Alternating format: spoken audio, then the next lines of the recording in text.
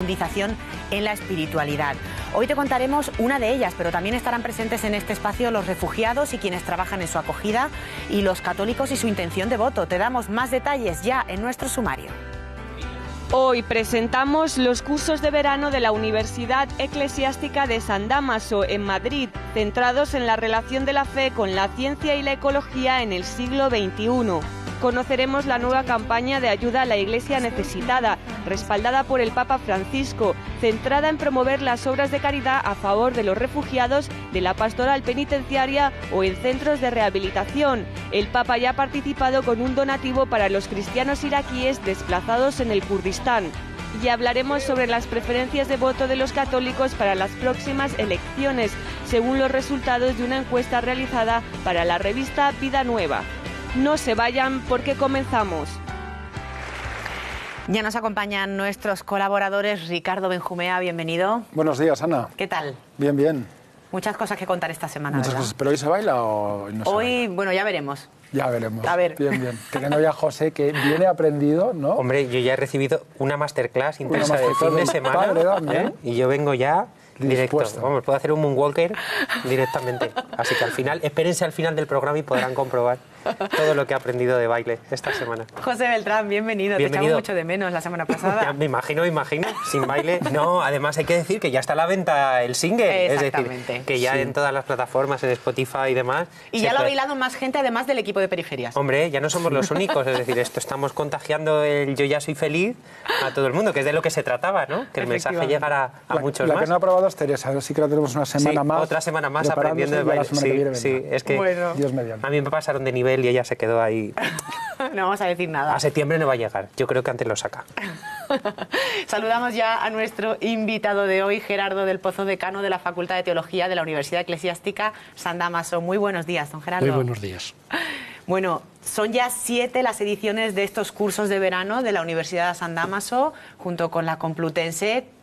¿Cómo está resultando esta experiencia? Supongo que ya afianzada en el tiempo.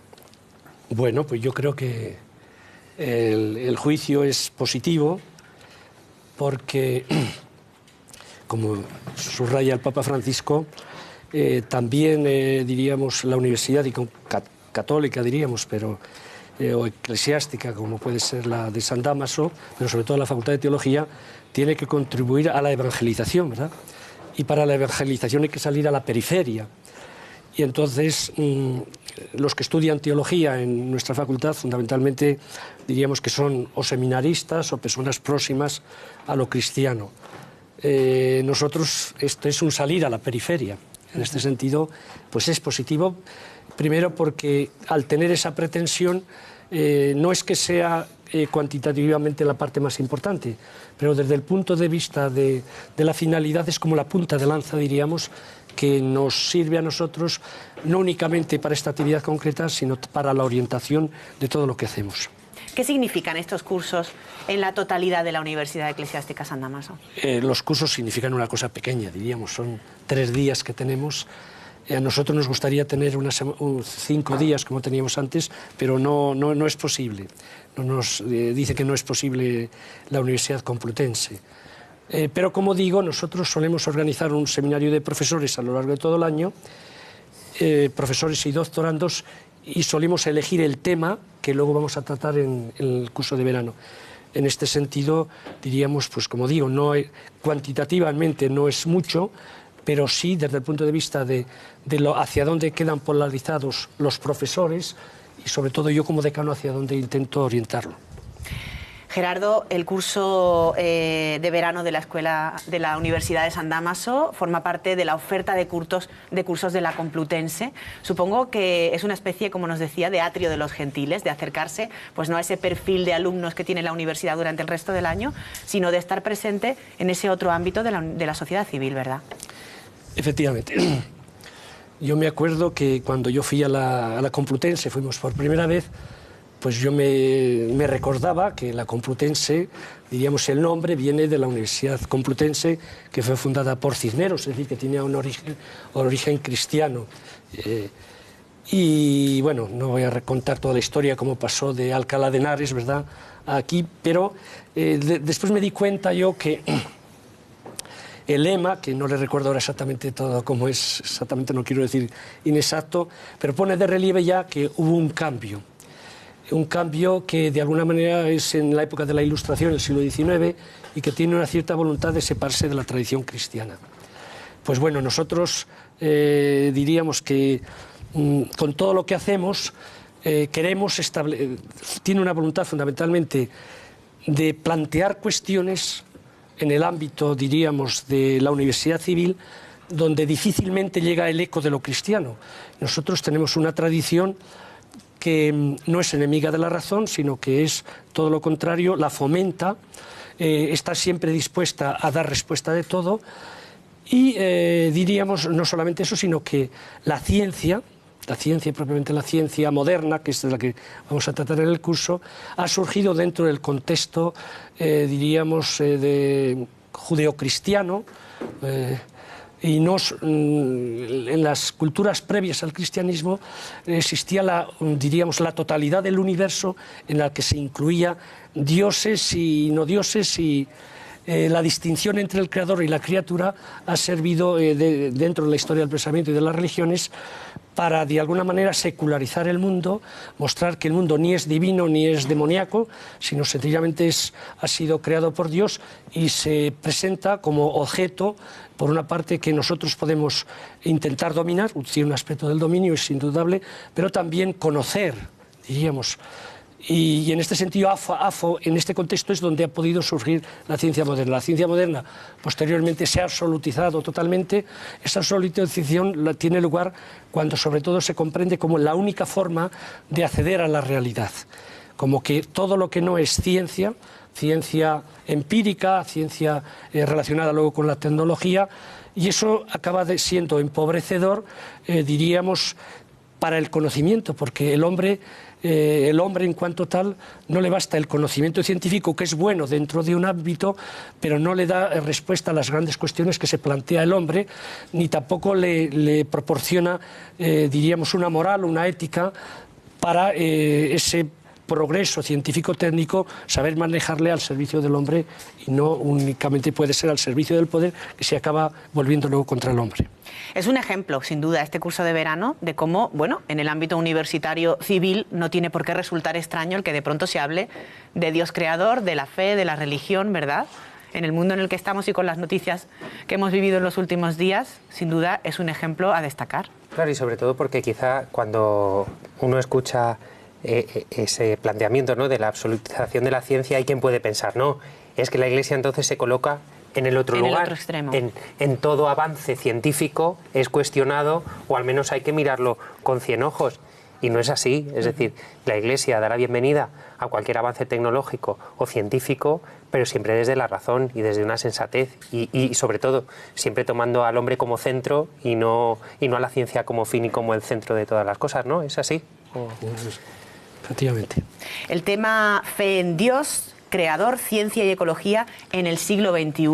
Cuéntenos, Gerardo, ¿cómo se va a concretar? Porque traen a grandes profesionales, a catedráticos de distintas universidades, la Autónoma de Barcelona, por ejemplo, o la Universidad de Comillas, que traen temas bastante especializados. Vale, efectivamente. El título del curso ya pone de relieve que hay como tres temas. Por una parte, Dios creador; por otra parte, la ciencia; y por otra, la ecología en el siglo XXI. Porque lo tratamos ahora, no lo vamos a tratar de lo que ha sido otros siglos. Entonces, el primer día lo dedicamos fundamentalmente a la relación de la fe con la ciencia, en relación con el tema de la ciencia. El segundo día está más destinado al tema de la ecología, que es un tema que pone en relación también, diríamos, los dos anteriores, de la ciencia y de la fe. Y el tercer día ya más explícitamente a lo que es estrictamente lo teológico, en la que intervendré yo y intervendrá también el arzobispo de Madrid, don Carlos Osoro. Bien, quiero destacar que nosotros, para ir a la universidad, no podemos ir únicamente presentando nuestro mensaje, sino alguien que desde la ciencia y diríamos, pues esté interesado por lo nuestro. Otros cursos he intentado buscar a veces a profesores, diríamos, no creyentes. Aquí el diálogo no era entre creyentes y no creyentes, sino entre científicos, ecologistas y cristianos, podríamos decir, o teólogos. En este sentido, el punto de partida me pareció que este profesor, que es don David Jou, que es catedrático de física en la Universidad Autónoma de Barcelona, que es el que tradujo el libro de Hawkins, Breve Historia del Mundo, y que es una autoridad, diríamos, dentro del mundo de la física. Él tiene un libro que a mí me llamó mucho la atención, que es Reescribiendo el Génesis, que él pone en relación las diversas veces que a lo largo de la historia se ha planteado el tema del origen, de dónde viene todo. Lo que más me llama la atención dentro de él es cómo en sus investigaciones, diríamos por la microfísica, no sé cómo decir, él es física, pero por la microfísica llega un momento en el que el modo como está tratando el origen o cómo comienza todo, diríamos sencillamente a nivel físico todavía, tiene muchas similitudes con las preguntas que nosotros diríamos hacemos desde el punto de vista de Dios. Pero claro, tiene una frescura desde alguien que ha estado estudiando la composición, tanto a nivel de microfísica, podríamos decir, como a nivel del mundo, que tiene una frescura que en un momento determinado dice, vamos a plantear todas estas cosas como que existiese Dios y como que existiese, diríamos, una especie de razón universal. Y vamos a ver, y entonces yo leí aquel texto y me asombro cómo alguien desde la física, y ya no con las cuestiones que nosotros hacemos normalmente, sino con las grandes cuestiones, pero llega un momento en el que lo decisivo en él también es la sorpresa que hay permanente de algo que le desborda. Y claro, yo no tengo los conocimientos científicos que tiene él, pero sí que veo una frescura de que empalma nuevamente con las preguntas que se hace el hombre, que tienen su origen siempre, diríamos, en la admiración que te hace salir de ti mismo y entrar en una diríamos, razón que va más allá de ti mismo y una razón que puede ser a la postre universal. Y por eso quise partir de él. Ese mismo día intervendrá también don Marceliano Arranz, que hablará del discurso filosófico sobre la creación en el estado actual de la ciencia. Este sería más bien un filósofo, más de la tradición, diríamos, cristiana, de filosofía cristiana, pero que siempre se ha dedicado a los temas estos de la física y de las preguntas que originaban a la filosofía y a la teología, y él intenta incorporar algunos aspectos de la ciencia cuántica y de estas cosas que verdaderamente yo no entiendo, pero él intenta ponerlas en relación con la fe en Dios creador. Y luego otro autor, que es un autor que ha hecho referencia indirectamente también antes, que es profesor de la Universidad de...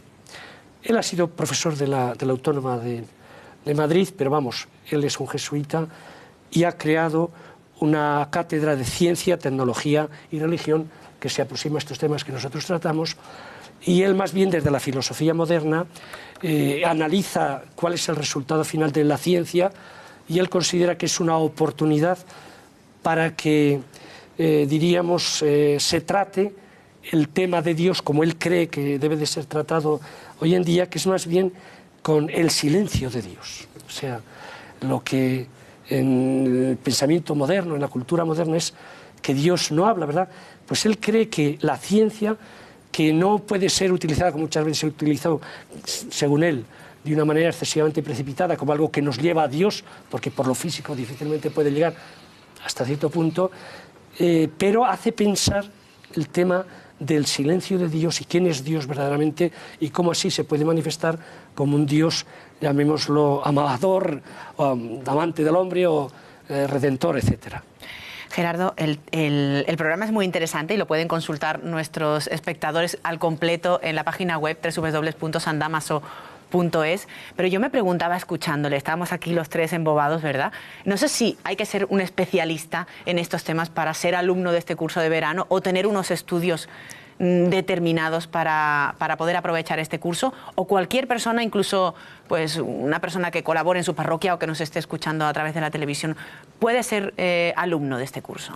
Yo creo que efectivamente puede ser una persona que tenga, de una cultura media, que tenga interés por estas cuestiones. No es necesario, diríamos, puede dirigirse a profesores, puede dirigirse a estudiantes y puede dirigirse sencillamente a personas que estén interesadas por estas cuestiones. He tenido un interés especial en que todos estos autores tengan ese aspecto que he dicho antes del profesor David Howe, que es que a la larga todas las grandes cuestiones complejas remiten a su propia experiencia de él ante este misterio del universo que intenta captar, y en este sentido tienen una aproximación con las experiencias originarias que tiene el hombre cuando puede contemplar, diríamos, un paisaje, o puede contemplar la naturaleza, o puede sencillamente admirar también, no solamente en lo grande, sino también en lo pequeño. Yo creo que, por lo menos los que hemos dicho hoy, tiene esas características. Pero lo mismo podríamos decir del segundo día que le vamos a dedicar a la relación,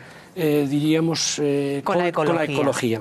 ¿Y cuál es la aportación de la encíclica Laudato Si a todo este debate? Pues estamos viendo un documento que interpela a mucha gente de sectores muy diversos, no solamente católicos, y plantea justamente un cierto diálogo ciencia y fe con una base común, que es la ecología, desde ese envoltorio ético, ¿no? En el sentido de que todo nuestro comportamiento hacia el medio ambiente, nuestro respeto a la naturaleza, pues incide en la vida de otros, con lo cual adquiere esa fuerte dimensión ética, ¿no?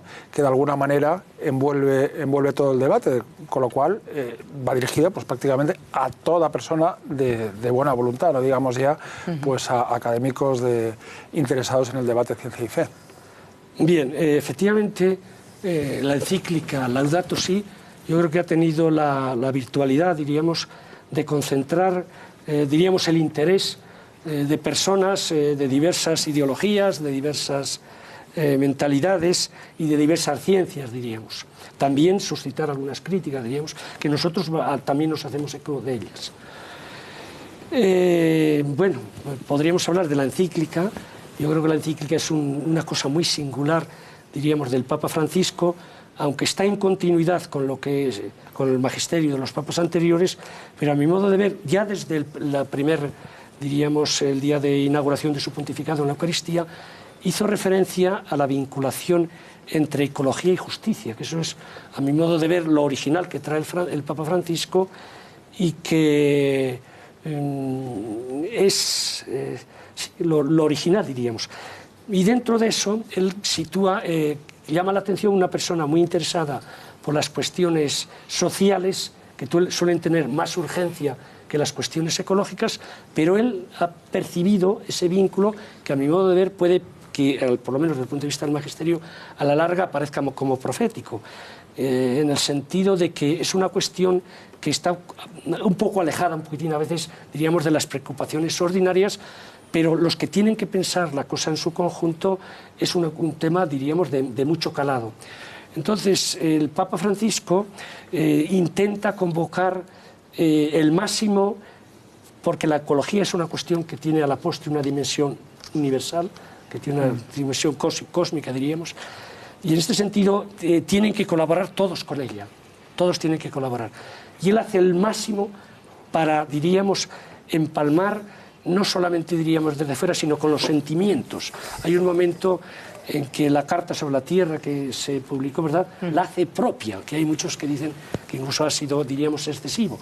La hace propia no porque se identifique totalmente con ella, sino que el Papa quiere empalmar con las reacciones más espontáneas del hombre ante diríamos, una catástrofe, para desde ella ya, diríamos, evidentemente remitir a la postre a Dios como Padre, que todos somos hermanos, que toda la creación es también obra de Dios y por consiguiente la tenemos que acoger como un don, etc.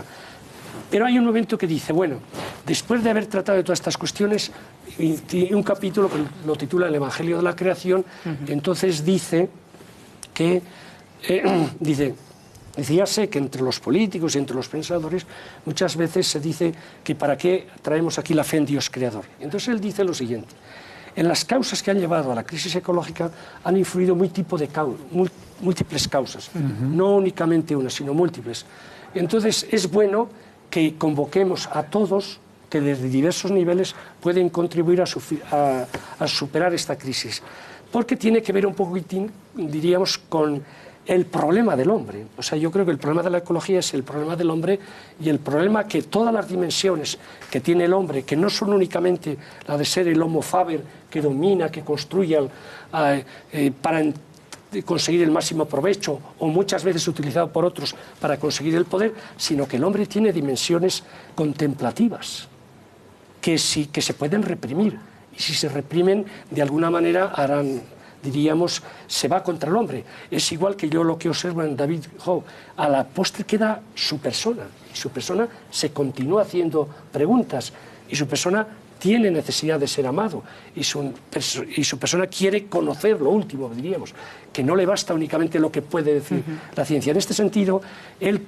apela, no sé si con esto puedo decir sobre San Francisco, que a mí me parece genial, porque yo nací el día de San Francisco, y es que a la postre, esta es una encíclica singular, que comienza con parte de un cántico, que es el cántico de las criaturas. Y en relación a esto que he dicho, diríamos, de San Francisco, puedo contar una cosa, que sobre todo aquí, Benjumea, que también ha estudiado en Alemania.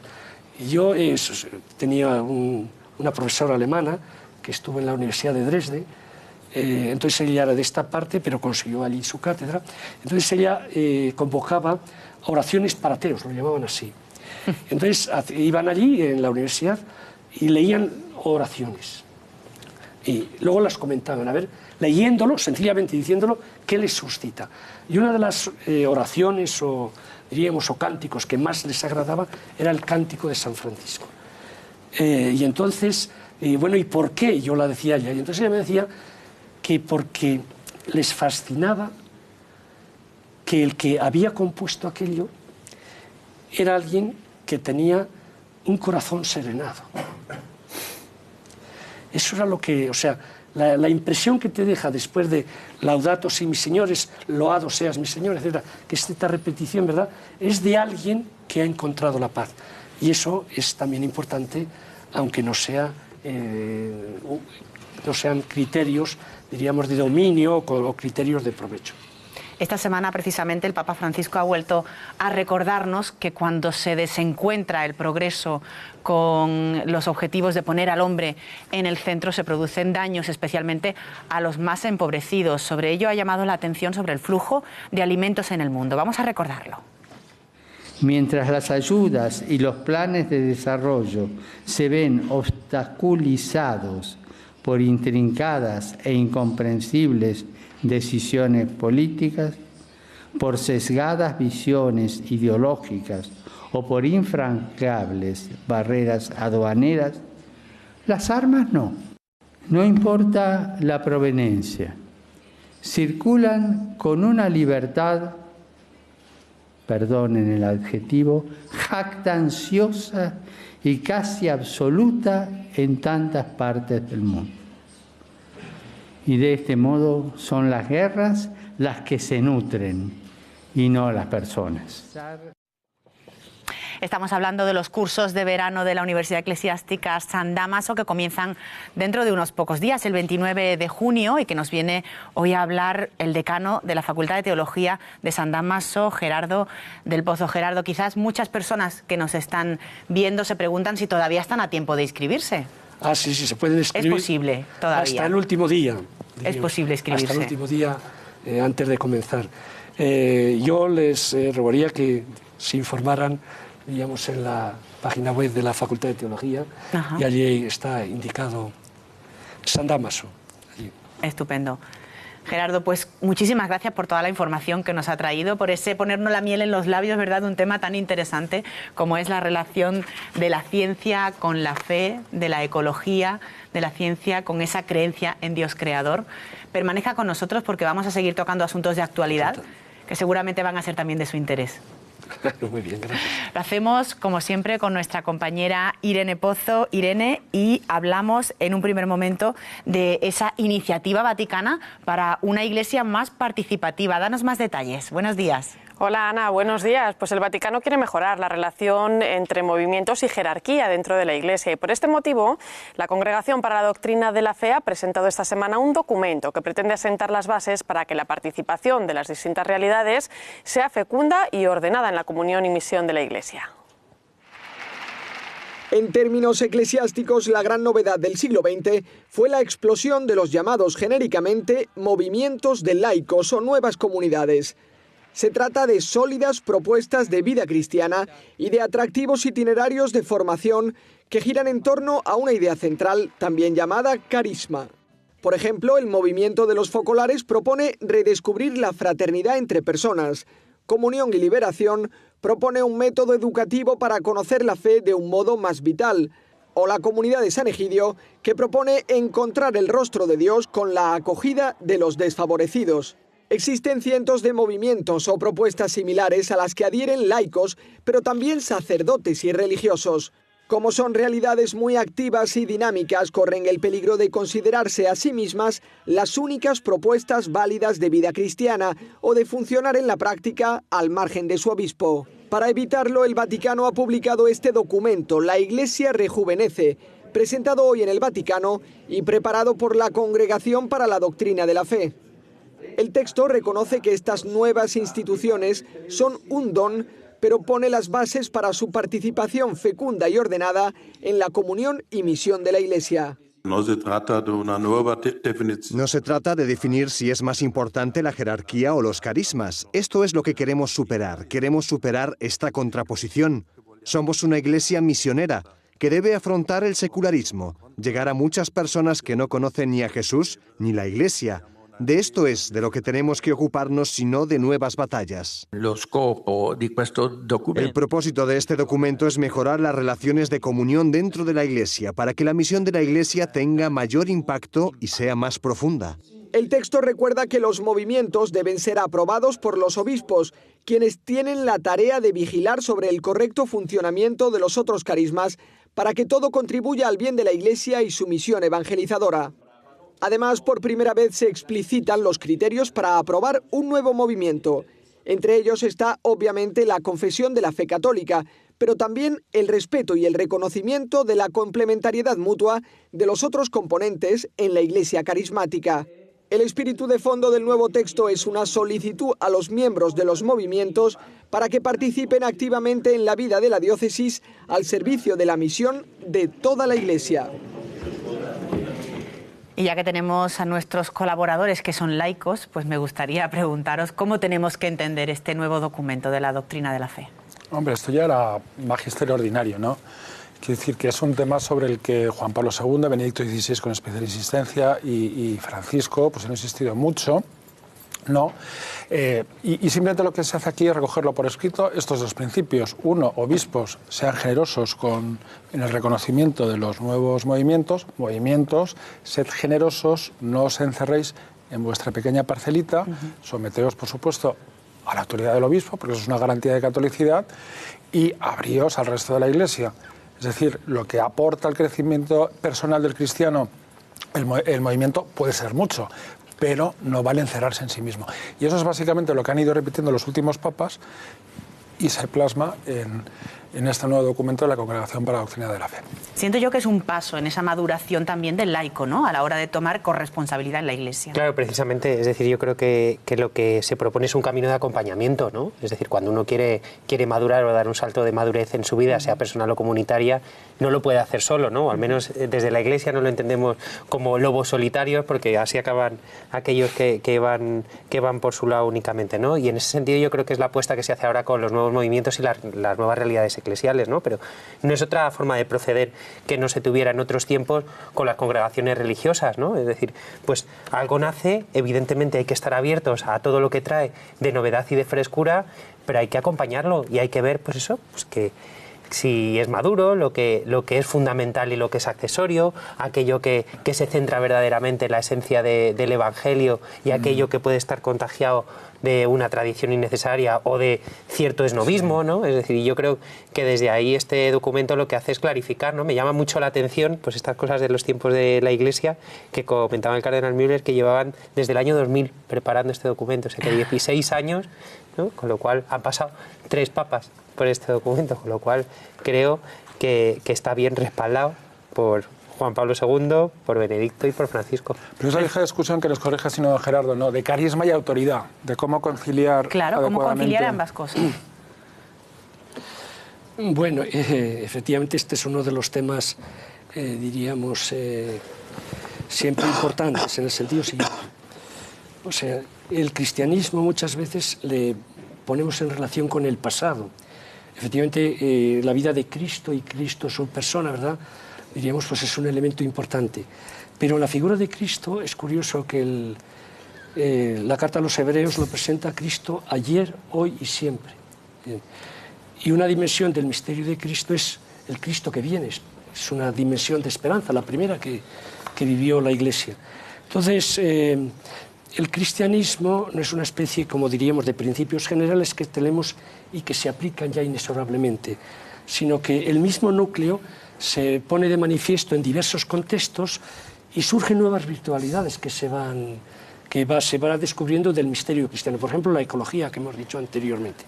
Es evidente que leyendo las fuentes de la Biblia nos damos cuenta de cómo en la Biblia se concibe al hombre en estrecha relación con la tierra. Al fin y al cabo, el segundo relato de la creación dice de la tierra, que luego se lo insupló el espíritu, etc. Aparte de lo que pueda significar, quiere decir que tiene un vínculo con la tierra.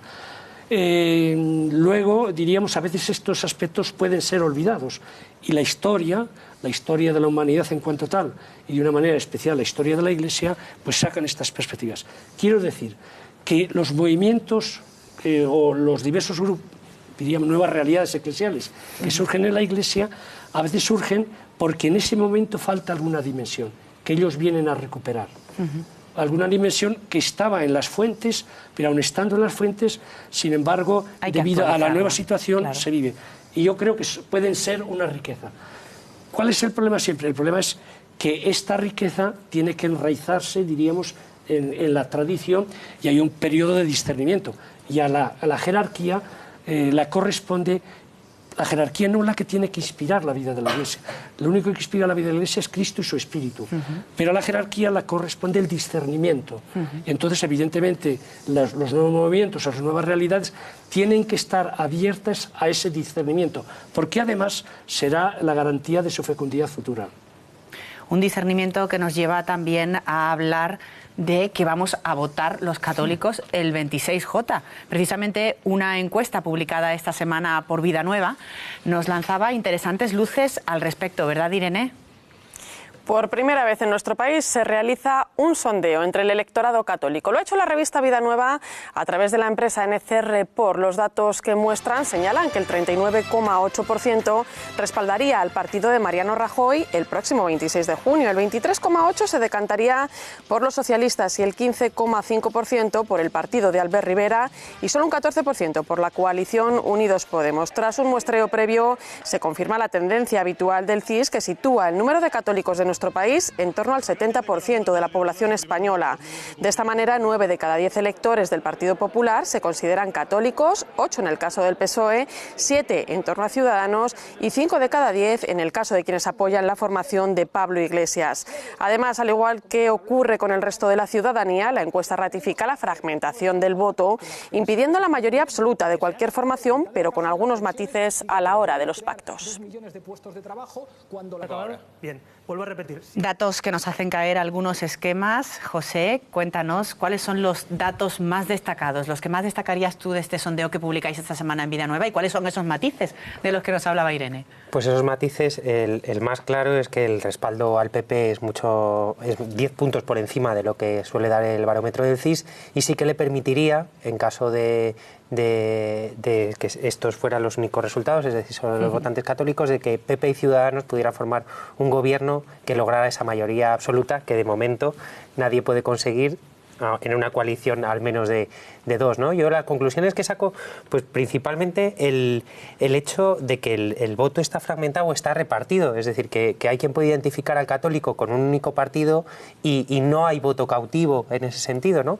Y eso es una llamada de atención para todos los partidos políticos, es decir, porque hay quien ha desdeñado al votante católico pensando precisamente que pocos eso, de sus votantes eran católicos. Claro, y desde ahí pues han empezado determinados ataques a la Iglesia, a los acuerdos Iglesia-Estado, a expulsar a los cristianos de la vida pública, y sin embargo se encuentran ahora con que a lo mejor tienen ahí un sitio donde rascar, ¿no? Y viceversa, ¿no? Partidos que daban por hecho que tenían ese apoyo, que no lo deben dar tanto por que no lo den tan por sentado. Es decir, pues eso, pues también atendiendo a políticas sociales, ¿no? A la ayuda a los últimos, ¿no? Y igual, pues, ¿qué hace el votante católico? Pues votar con los mismos criterios o con criterios muy parecidos al resto de la sociedad. Es decir, el problema que más les preocupa y que más les influye, según nos han contado a nosotros en Vida Nueva, es la situación económica.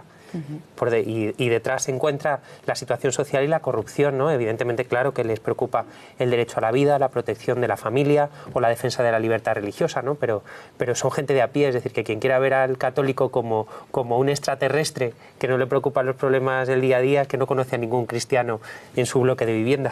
Eso quería preguntarte, José, porque muchas veces pensamos, bueno, el CIS da una visión, esta encuesta da otra, hay tanta diferencia, es decir, ¿qué diferencia a un votante católico de un votante no católico con el resultado de esta encuesta en la mano? Pues mira, el salto es precisamente que se abandona, es decir, que hay una gran diferencia con respecto al voto hacia Unidos Podemos y un mayor apoyo al Partido Popular, pero es prácticamente el mismo porcentaje de apoyo en el caso del PSOE y de Ciudadanos. Es más, incluso hay más católicos que apoyan al PSOE que la ciudadanía en general. Es decir, que sí que hay ahí unos matices llamativos, ¿no? Y que evidentemente pues 4 de cada 10 consideran que su fe y sus creencias y los principios morales cristianos sí que condicionan de alguna manera su voto, ¿no? Y evidentemente pues eso hace que de alguna manera influya, no sea determinante, porque hay 6 de cada 10 que para ellos son más preocupantes, pues todos estos factores externos, pero sí que define de alguna manera un perfil del votante católico que hasta ahora desconocíamos, ¿no? Y para mí sí que ha sido un descubrimiento cuando llegaron a mí los primeros resultados de la encuesta.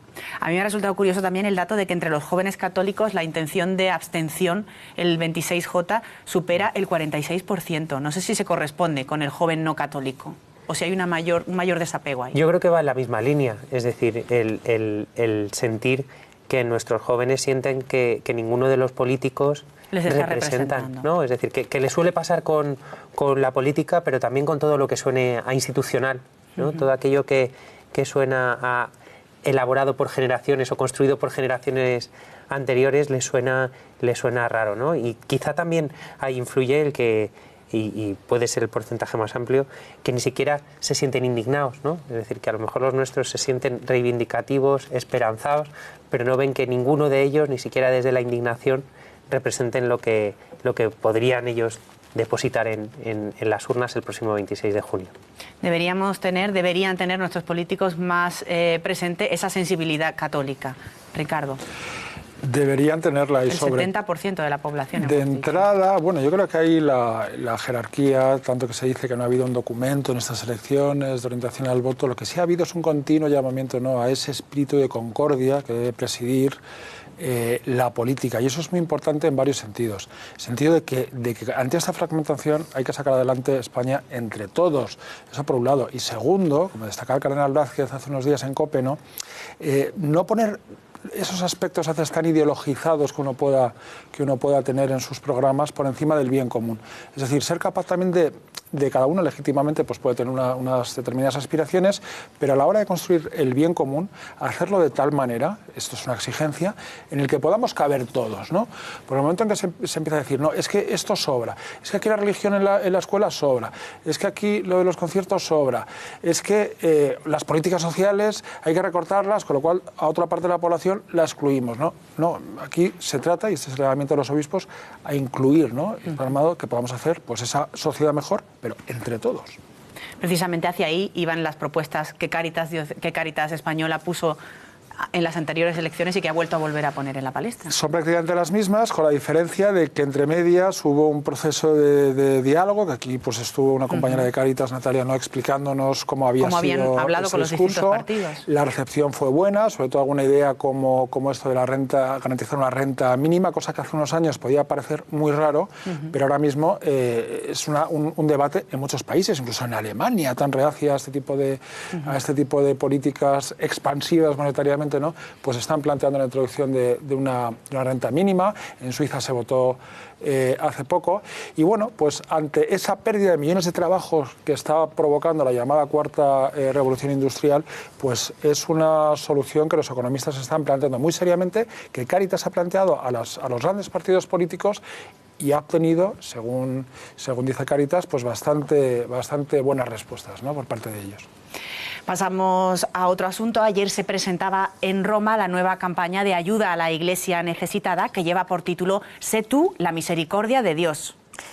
Pues es una campaña que abarca hasta el próximo mes de octubre y ha surgido a iniciativa del Papa Francisco, que ha invitado a todos los hombres de buena voluntad a realizar obras de caridad duraderas a través de la Fundación Pontificia Ayuda a la Iglesia Necesitada. La pastoral penitenciaria, los centros de rehabilitación o la ayuda a los refugiados son solo algunos de los proyectos que serán apoyados en esta campaña. La iniciativa se llevará a cabo en cada una de las 22 oficinas de esta fundación en el mundo y concluirá en Roma el 4 de octubre, día de San Francisco de Asís, cuando la institución le presente al Papa los primeros frutos de la campaña. El primer benefactor ha sido precisamente el Santo Padre, con un donativo para los cristianos iraquíes que se encuentran desplazados en el Kurdistán. La donación irá destinada exactamente a la clínica de San José de Erbil, que ofrece atención médica gratuita a unos 2.800 refugiados de diferentes credos.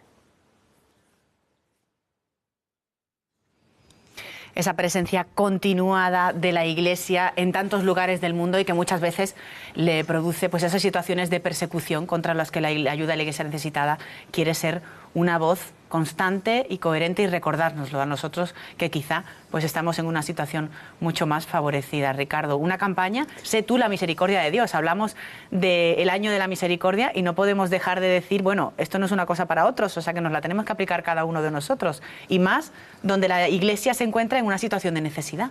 Claro, justo esta jornada, ¿no?, y esa implicación personal tan directa del Papa nos viene a recordar que hoy ser Iglesia supone pues, sentir con toda la Iglesia, y una parte importantísima en estos tiempos que nos ha tocado vivir históricamente, pues esa persecución a tantos cristianos a lo largo del siglo XX, por partes pues, sobre todo pues, de ideologías totalitarias, y se mantiene en el siglo XXI, ¿no?, parte de esas ideologías, también pues, por el yihadismo en otros lugares, en Oriente Medio y demás. Y bueno, pues en fin, es un deber nuestro, yo creo que como cristianos occidentales, pues no olvidarnos de estas personas. Yo creo que eso es lo que Francisco continuamente nos está recordando. No olvidarnos afectiva y efectivamente, José, porque sin duda ayuda a la Iglesia necesitada, pues lo que hace, como veíamos con esta campaña, es encauzar dinero también para esas iglesias que están tan necesitadas de ayuda, también económica. El ayudarnos a ayudar, ¿no?, que está clarísimo. Y desde luego, es decir, sé que es muy fácil decirlo, ¿no?, pero está claro que nos toca sacar en todos los foros donde participamos, con nuestros amigos, con nuestras familias, en el rellano de la escalera, el tema de los refugiados. Es la única manera de concienciar y la única manera de generar debate y la única manera de sensibilizar, ¿no?, ante la anestesia que denunciaba también hace unos días el Papa, que nos acostumbramos ante las situaciones de dolor. Nos toca ser ahí, ¿no?, los que seamos el acicate, ¿no?, y el que recordemos a los nuestros que los refugiados siguen sufriendo ahí todos los días. Y yo creo que desde esa sensibilización en lo concreto, evidentemente desde los medios de comunicación también tenemos nuestra labor, pero desde lo concreto creo que podemos ser muy efectivos y ayudar verdaderamente y generar que a alguien ese corazón se le mueva y se le llene de misericordia y eso se traduzca en una ayuda concreta, ayuda a la Iglesia necesitada. Pues ahí tenemos esa página web, semisericordia.org, en la que podemos encontrar más información acerca de esta campaña, en la que todos podemos participar. Y seguimos hablando, Irene, como no podía ser de otra manera, ya que estamos casi en vísperas de un día importante para ello, de los refugiados. Así es, Ana, con motivo del Día Mundial de las Personas Refugiadas, que se celebra el próximo lunes, y ante la respuesta del rechazo que Europa les está dando, las obras sociales jesuitas en España hacen una llamada a la acogida y promoción de una cultura de la solidaridad y la inclusión con las personas refugiadas.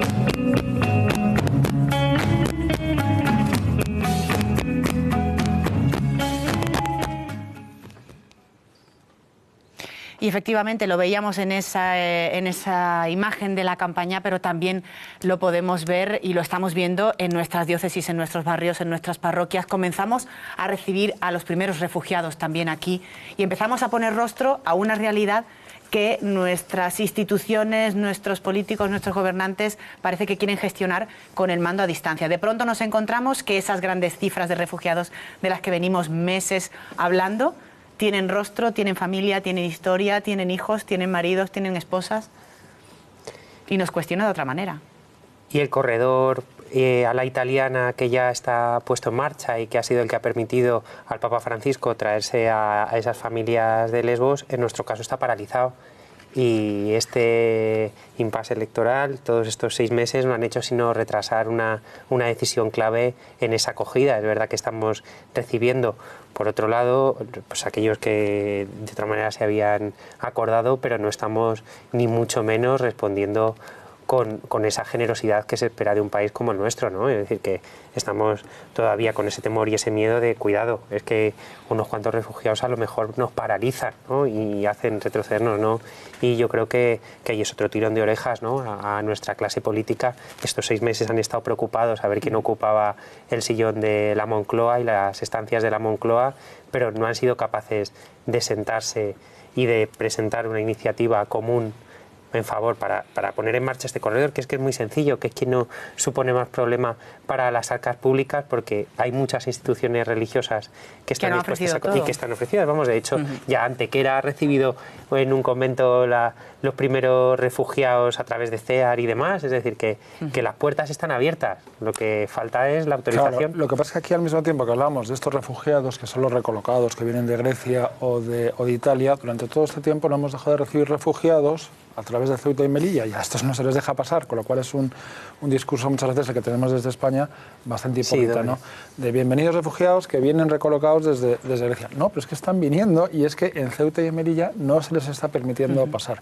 Y muchos de ellos pues están encontrándose auténticos infiernos en su paso por la península ibérica. Para ellos, para la mayoría de ellos, es simplemente pues una etapa más en su tránsito hacia Centro Europa, que es donde les interesa llegar. Pero al mismo tiempo, el bloqueo del sistema de asilo en España, es decir, con 16.000 solicitudes el año pasado, el sistema se bloqueó. En Alemania han tenido que gestionar pues más de 1,5 millones de solicitudes, y aquí no hemos sido capaces de gestionar 16.000 solicitudes. En cuanto pueden, huyen, porque han estado muchas veces pues durmiendo en la calle, sí, con voluntarios pues que les recogían en la estación de autobús y les llevaban a sus casas o a sus comunidades, ¿no? Y con el riesgo de que además les acusen de tráfico de personas. Encima, claro. Hablamos ahora del reconocimiento de testigos españoles de la fe, también en época de persecución. Irene. Pues terminamos hablando de mártires españoles, porque el Santo Padre ha reconocido el martirio de 115 españoles asesinados en la Guerra Civil. José Álvarez Benavides y de la Torre y 114 compañeros fueron asesinados por odio a la fe entre 1936 y 1938. Álvarez Benavides nació en Málaga en 1865 y murió en Almería en el año 36, donde ejercía como decano del capítulo de la catedral. El pontífice reconoció su martirio y el de sus compañeros con un decreto firmado durante un encuentro mantenido esta semana con el cardenal Angelo Amato, prefecto de la Congregación para la Causa de los Santos. Testigos del perdón y de la reconciliación, que también nos hacen reflexionar sobre las últimas manifestaciones de odio y de violencia que hemos vivido en nuestro país. Tenemos que cerrar nuestro programa aquí, se nos ha acabado el tiempo, Gerardo, pero remitimos a nuestros telespectadores a esa página web www.sandamaso.es para informarse e inscribirse ya en los cursos de verano de la universidad. Muchísimas gracias por acompañarnos. Gracias a usted. Ricardo Benjumea, José Beltrán, gracias a los dos. Gracias. Como siempre. ¿No me da tiempo a bailar? ¿Se va el tiempo? La semana que viene, José. Y gracias también a ti que nos acompañas cada sábado. Ya sabes que, como siempre, nos despedimos con el tuit del Papa, un tuit en el que en esta semana ha lanzado un mensaje directo a nuestros mayores. Hasta el próximo sábado.